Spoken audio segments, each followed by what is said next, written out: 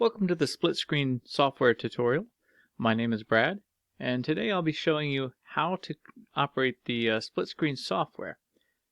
The purpose of this software is to allow you to control what content displays on different monitors. There are many features to this software, including a remote control feature to allow you to control content from a different device on your network, such as a cell phone or a tablet. As well as the ability to share a portion of one of your monitors to cast to a second monitor. So let's get started. You'll see on the left there's the main screen that we see here is up here on the left, and then on the right is our second monitor. I've actually got 3 monitors on this device, but I'm only showing you the 2 right now. So if we want to share some images or video, first thing we want to do is we want to load some content in this window over here. So if we select picture files, it says picture, but it also means video too. And we'll go to our images first. Now we can either select one and hit open, or we can just go ahead and Control A, select them all, and open all the images. Now we're going to go ahead and add some video file too. So we'll go ahead and go back to the video, and we're just going to add, well, let's go ahead and add all 3 and open that. So now we've got this over here. We can organize it into this window in the order that we want. So we can create a playlist. To do that, we can you could just start one and hit boom, boom, boom, boom, boom, boom, boom, boom, boom. Or if you go over here and you click on these images and say one of them's out of order or they're all out of order, and these are videos, and you can preview these beforehand. We've got the sound is down. Say you don't want one of these. Let's take this one here, this image. Just hit the back arrow and it removes it from the scene or from the playlist. So I'm going to go ahead and I think, which image did we take? Well, let's just back all these out, and we'll just put in, let's put this one in, then we'll go to the top one, and then I'm not sure which one we doubled up on. I'm just showing you that you can put them in any order you want. Okay, so now we've actually got one of these is doubled up. That one? Yeah. So let's go ahead and remove this top one here. Okay. So if we want to cast one of these images to our second monitor, all we have to do is, first of all, in settings, you want to choose the display screen that you want to cast to. Now, this, what I have split screen software running on is actually my monitor 2, but I'm going to switch this, or my monitor that is I want to share it on is going to be number 1. So you just select from the drop-down box which monitor. I've already got it selected there, so and then you also want to choose your display type. Zoom is probably the best one. It's probably the one you're going to want to use the most if you want a full screen image. So let me go ahead and open that by hitting the green button, open image button, and you'll notice the image opens. And to close it, you just hit the red button down here, image close. Now you'll notice it fades in and out. Well, the transition fade is right here in milliseconds. 100 milliseconds. So you can change that and make it longer or shorter, however you want. Now, let's go ahead and open it up again. Say we have a playlist and we know that they're going to go in order that we need to share. So we can just hit next, and it'll show the next one. Next, next, next, next. You get the point. But what we can also do is we can click back and preview different ones, and it doesn't change what is showing on the other monitor. So this allows us to see ahead of time. So say we want to share one of the ones we've already shared, like this first image. All we have to do is hit the green button again, and it'll switch to that one. And then when we're done, we just hit close. Now, say we want to share a video. Let's go to our video here.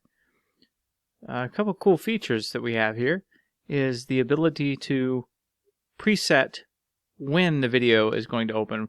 So we can also set the video to play as soon as it opens, and we got that set to yes, or you can choose no. And if you choose no, then these buttons down here that are grayed out, that is your controls to play it on the other monitor. This is your preview controls. So all these controls here are just for the preview window. But these controls are for the second monitor, including the volume control. So you can preset your volume. Let's put it down, oh, I don't know, maybe halfway or something. Maybe a little less than that. Okay, so we're going to go ahead and open this video up on the other monitor. And the nice thing is you can still preview and pause your preview of the same video or a second video.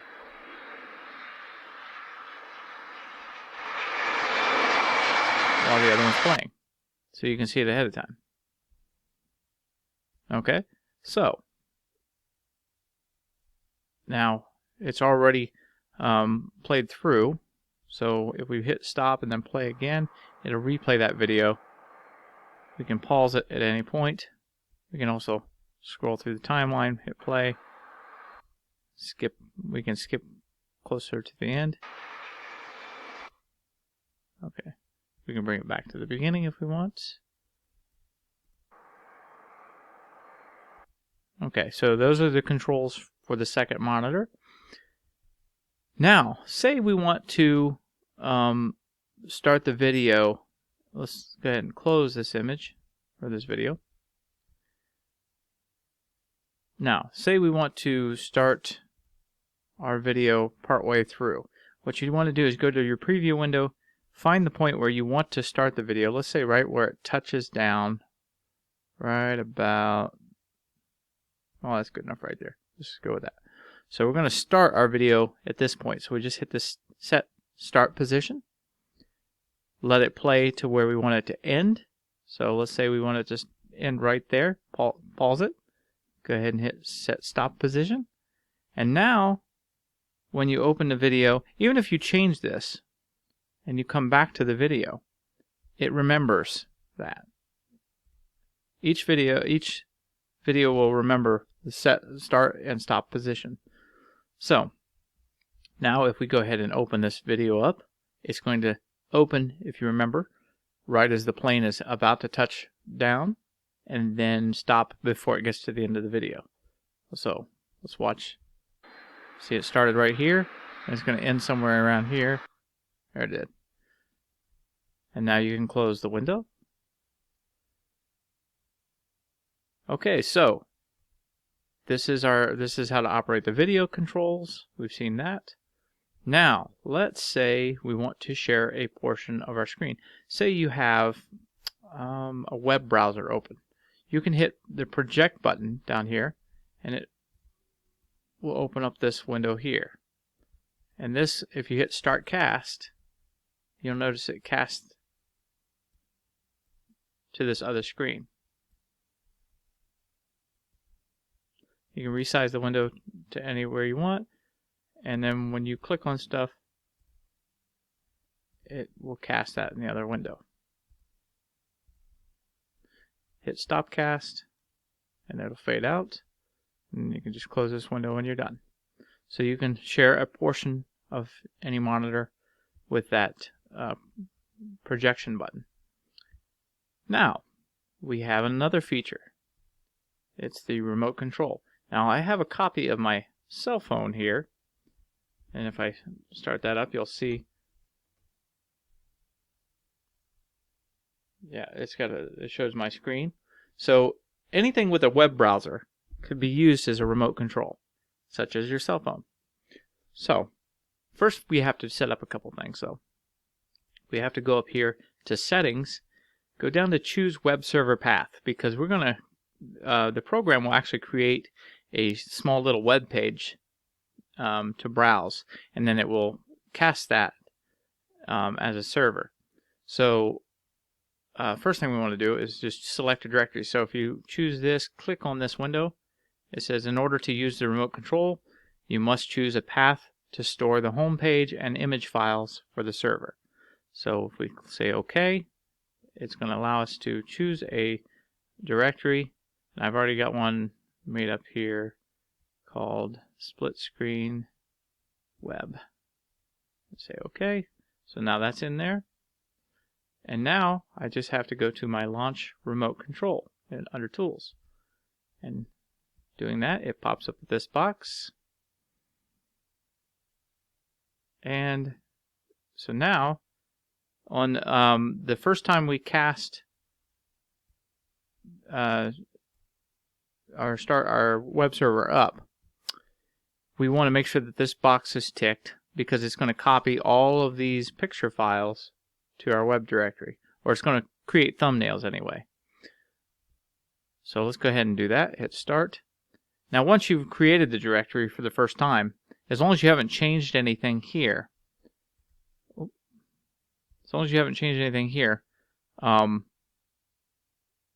you don't have to leave this checked. You can uncheck that, and then it won't have to recopy all the thumbnails again on the second time. But on the first initial one, you always have to copy the thumbnails. So now let's go ahead and start up our phone again. And you'll notice, before I do that, you'll notice a IP address up here. So if you take this IP address and type that into a web browser, as long as it's on the same network, it will find the web page that has been made up. So let's go ahead and open up a web browser and type in 192. There we go. Already got it in there. And you'll notice it will pop up. There it is. So it has got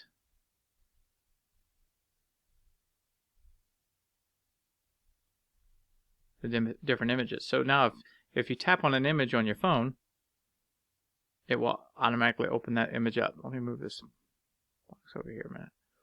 You see it opened up there, and it opened up in the other page. If you just tap on the next image, it'll do the same thing. And if you tap it again, it closes it. Now, video files will not show a thumbnail, unfortunately, but they do give the name. So as long as they have a meaningful name or underneath them, then you'll be able to know what it is. And you'll notice it still opens and closes the video at the start and stop position on that one.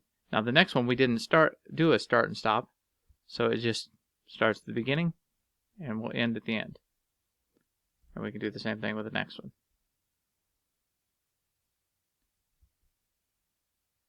And then we can just hit that to close it.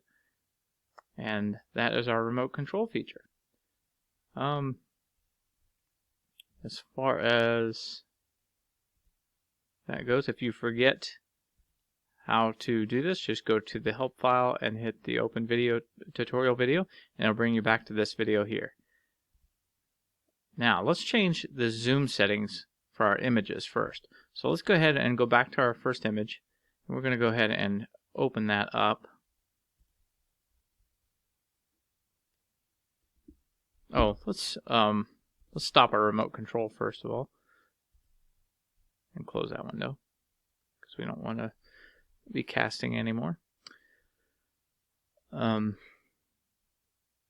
So now that we've got this image opened, you can see how it opened up in the browser there. So let's change this setting from zoom to one of the others. Let's go to normal and then hit open.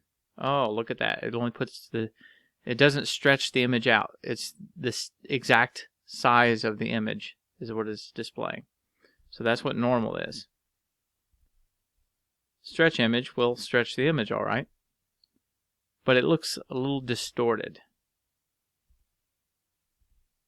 It's because it's stretching it on both axes, so horizontal and vertical. So that distorts the image. auto size. Let's see what that does. Oh, goes right back to kind of like normal. Now that one, auto size will be different because it's going to choose it automatically for you. So that one's not as reliable. So it's probably best not to use that one. We can use center image and center it on the screen. Or we can go back to our trusty zoom, which is the one I like to use. Because then it makes it fill the screen, but it doesn't stretch it in both directions. It just stretches it to where one of the directions, either vertical or horizontal, is filling the frame, but it won't stretch it in both directions, as you can see. Okay, so if you were to close, let's go ahead and close that. If you were to close this window and reopen it, it will remember all of these files in all of the orders. As you make changes, it automatically saves them, so you don't have to worry about saving your configurations. You just make your playlist, and they're automatically saved. And every time you open this, it will load up with the same one. Now, if you want to clear it out, you can just hit the clear list there and clear list here, and that clears everything and goes back to normal. I believe that is just about everything. I think I covered it all. Let's make sure.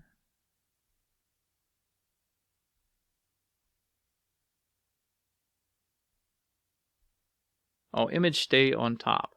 So what this is if you don't want, on the second monitor, when it opens up the image, if you already have other windows open on that monitor, if this is set to image stay on top, it will not allow the other ones to come on top of the image.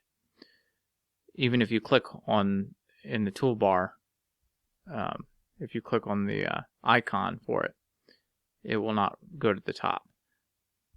But if this is set to false, it will allow you to change what's on top. So pretty much as simple as that. Now, one caveat there too, I should mention, is if the other applications also have window stays on top set to true in their settings in their application, then it will allow those to go on top. But if they're not set to that, this one takes precedence. So